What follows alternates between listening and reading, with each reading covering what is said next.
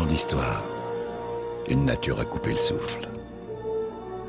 Des sommets enneigés de l'Atlas aux vastes plaines fécondes, des collines parsemées de villages berbères, aux paisibles étendues désertiques et aux côtes bouillonnantes d'activité.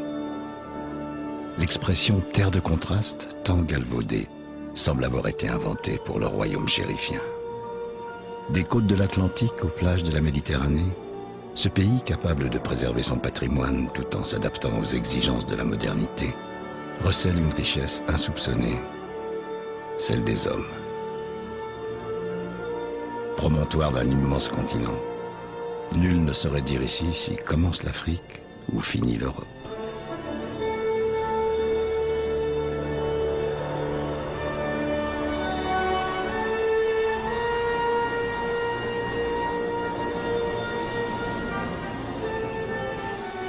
Au Moyen-Âge, on considérait que c'était la pointe occidentale du monde. On l'appelait l'extrême Occident, ce qui traduit en arabe lui a donné son nom, Maroc.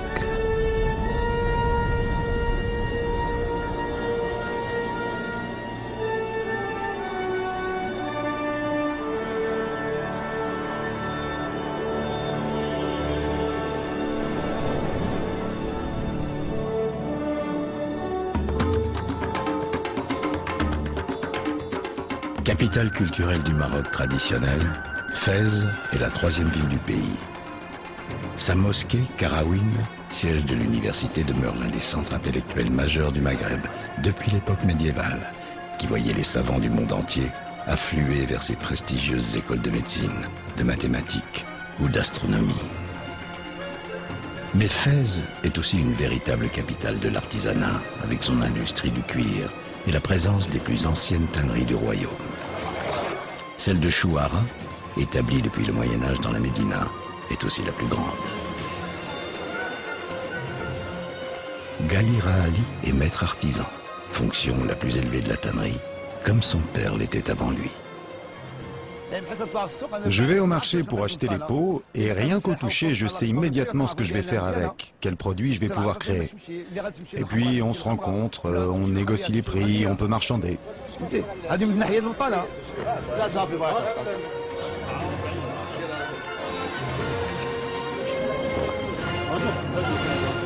Mon métier, je l'ai hérité de mes ancêtres. C'est un métier qu'on se transmet de père en fils.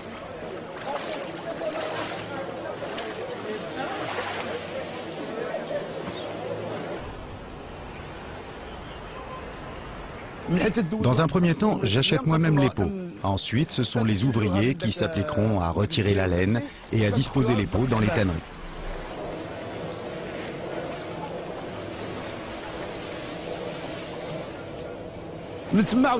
Après 3 jours de traitement, les peaux sont nettoyées avant d'être mises à sécher durant quelques temps.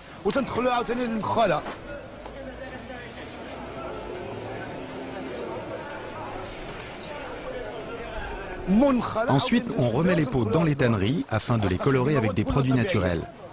Tous les produits qu'on utilise ici sont 100% naturels.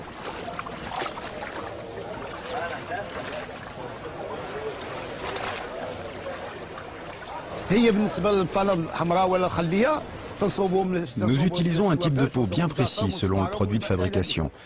Toutes les peaux ont une particularité. Par exemple, des produits comme les sacs ou même les chapeaux se feront avec de la peau de vache. Pour la confection de babouches ou de chaussures, la peau de chèvre sera plus appropriée. En fait, chaque produit possède sa peau.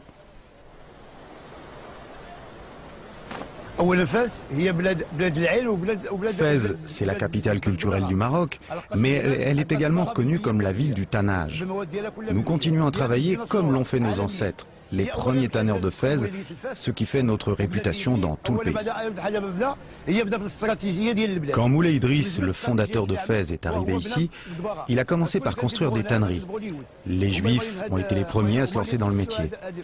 Et après leur départ, nous avons repris et entretenu cet héritage. Aujourd'hui, nous travaillons toujours de la même manière qu'à l'époque.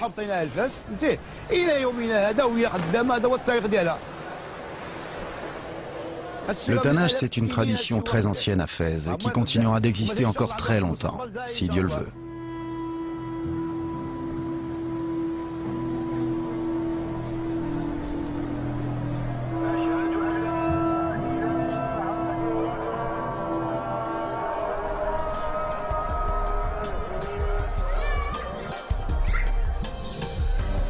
La plus ancienne des villes impériales marocaines représente un joyau vieux de 12 siècles, dont la Médina, véritable labyrinthe d'une cité hors du temps, est classée au patrimoine mondial de l'humanité.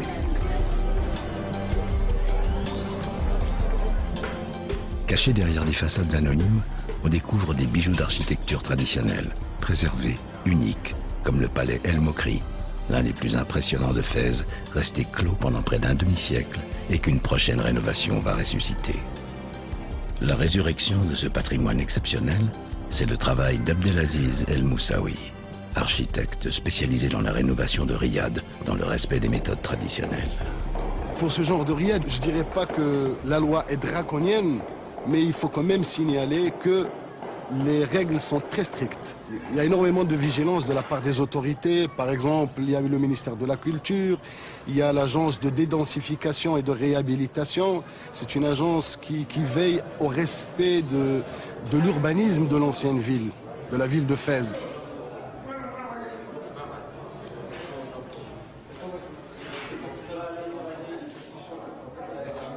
Les matériaux à respecter dans ce genre de riad, ils sont connus. Il y a le zélige. Le zélige, qui dit zélige en arabe, ce sont les petits carreaux qui sont travaillés à la main. Il y a le bois. Le bois, en général, pour ne pas dire à 99%, c'est du cèdre. C'est un matériau qui peut durer des siècles. Et puis, c'est un matériau local. Il y a le fer forgé.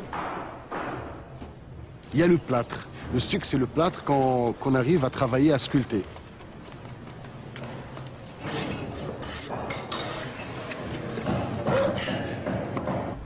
On a dû remplacer certaines pièces par d'autres pièces, mais similaires. C'est-à-dire qu'on a fait un travail de chirurgien. On a pris des photographies. Ces photographies ont servi de base pour recopier et refaire les mêmes motifs et essayer d'être fidèle à l'âme ancienne de cette maison. Il y a de plus en plus de jeunes qui essaient de se former par leurs propres moyens, d'essayer de trouver des travails chez des maîtres.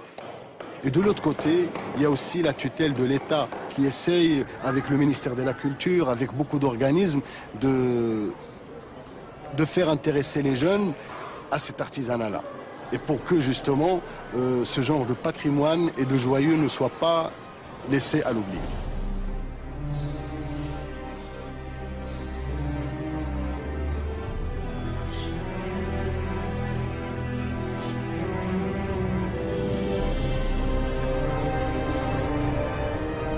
La ville de Fès a quand même une particularité par rapport aux autres villes marocaines. C'est vrai que c'est la première ville au Maroc, elle a 2 siècles d'histoire, c'est la capitale spirituelle, religieuse, cultuelle.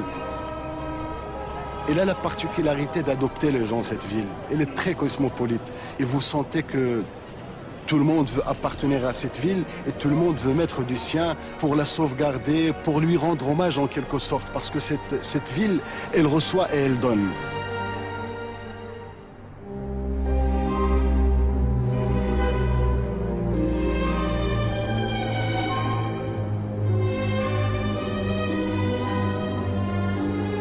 Au Maroc, l'eau reste une denrée rare qu'il faut préserver, la quasi-totalité des pluies tombant durant la courte période d'hiver. Afin de dompter cette nature capricieuse, l'immense barrage Idriss Ier, qui se dresse au nord-est de Fès, régule les apports de l'Oued tout au long de l'année et permet à lui seul d'irriguer 80 000 hectares.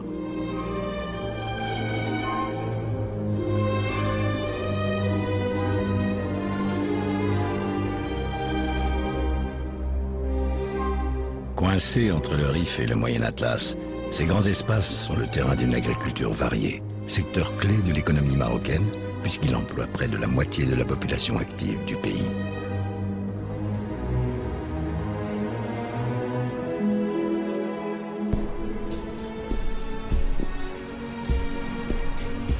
Ici, la mer rencontre l'océan. Aux portes de l'Europe, Tanger est depuis plusieurs siècles un carrefour de civilisation. Mais de la ville sulfureuse du début du XXe siècle, qui inspira Henri Matisse, Tennessee Williams ou Ernest Hemingway, il reste le charme de décors préservés et de légendes qui continuent à se raconter. C'est aujourd'hui devenu une vaste métropole touristique et commerciale.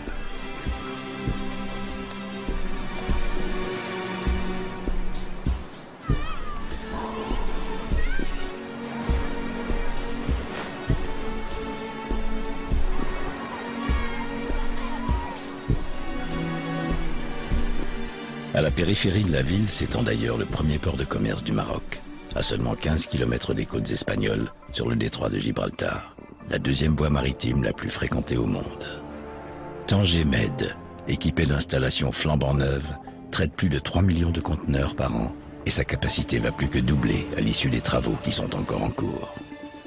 Mostafa El Mouzani est le directeur de Tanger Med. Dans tout le nord d'Afrique, c'est le nord de ces pays-là qui est développé de par sa proximité de l'Europe. C'est la rive sud de la Méditerranée. Le Maroc est le seul pays qui avait le nord du Maroc qui n'est pas aussi développé que les autres pays. Nous avions quand même pas mal de choses à rattraper pour justement arrimer, je dirais, le Maroc à l'Europe. On sait que le port le plus important du Maroc, c'est le port de Casablanca. Le port de Casablanca ne peut pas prendre les navires de grande capacité. Nous avons été jusque-là très dépendants de gros ports style Algeciras, Ceuta, Oron, Italie. Le port Tanger Med étant un port en eau profonde, nous recevons les gros porteurs directement sur Tanger Med.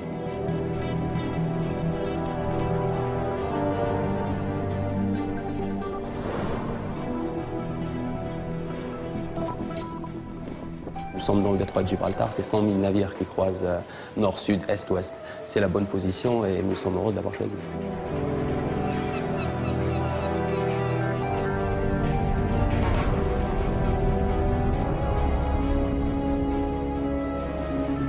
Le Maroc sait aussi profiter de sa seconde façade maritime sur l'Atlantique.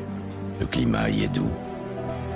De vastes étendues de sable fin alternent avec des falaises.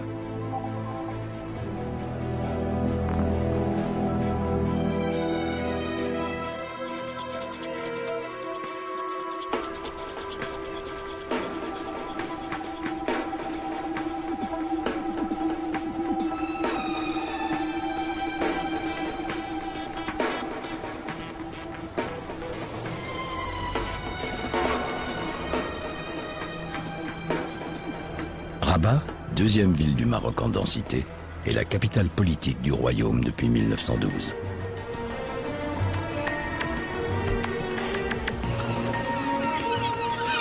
Avec Salé, située sur l'autre rive du paisible fleuve Bouregreg, elle forme une agglomération en pleine mutation, puisque des travaux pharaoniques sont en cours pour permettre à Rabat d'asseoir son statut de capitale sans pour autant négliger sa richesse culturelle et patrimoniale, dont le plus bel exemple est le quartier historique de la Casbah des Oudaya.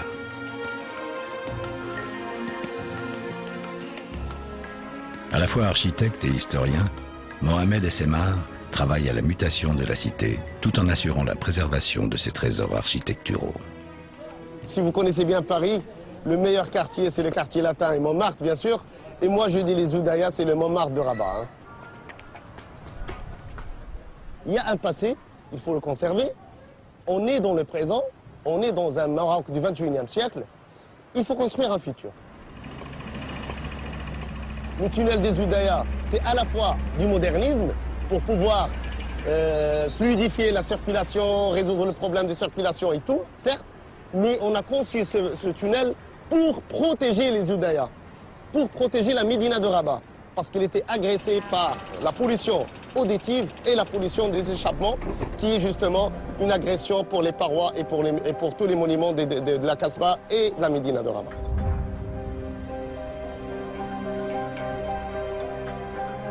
La vallée de Bouregreg et le futur projet, Inch'Allah, va représenter une colonne vertébrale de l'agglomération de Rabat Salé.